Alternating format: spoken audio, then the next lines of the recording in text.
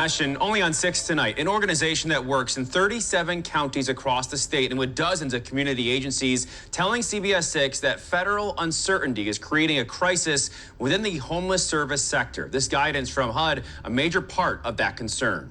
We are part of the community, how we support the community, a vibrant community, and that the gap would be unimaginable. CARES of New York empowers organizations addressing homelessness, addiction, domestic violence. Places like Unity House, Catholic Charities, through community planning, data management, and supportive housing. But right now, the future of those services in jeopardy. When February hits and we don't have that funding available, we could definitely look at folks losing their housing. There are some permanent supportive housing projects that have housed people for years, who their contract would be up January 31st. So as of February 1st, there's no more funding to pay for rent or to pay for support services, which were keeping people stably housed. That could be remedied from the eventual passage of a continuing resolution in Congress, giving them another year. But there's another layer. HUD has sent new guidance for their grant applications. The grants are renewable each year, so that 90% of our funding would be renewable each year, and then about 10% would be what we would call in jeopardy or in the national competition. Okay. This year, we're looking at that being completely flipped. Here's what agencies need to do to have a better chance at grant funding. There's a list of parameters like service requirements for individuals in housing, safe injection sites involved, non-binary individuals, and the support when it looks like they're,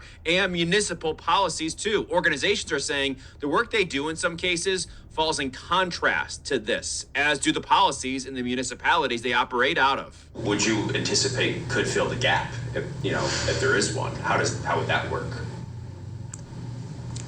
There are no answers to that. There really isn't a... And it's really hard to plan. A HUD spokesperson recently told Politico that HUD is no longer in the business of permanently funding homelessness without measuring program success.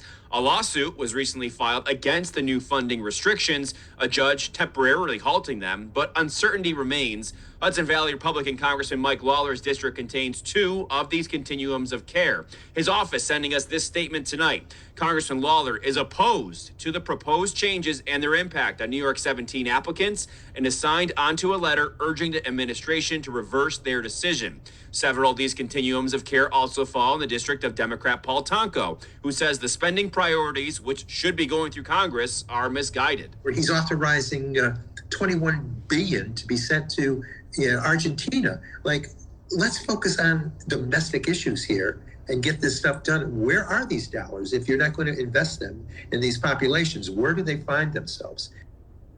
More of my conversation with CARES of New York at 10:30 tonight and on our YouTube page, CBS 6 Albany. We reached out to several other New York State reps on both sides of the aisle. Have not heard back from all of them yet. We'll let you know when we do.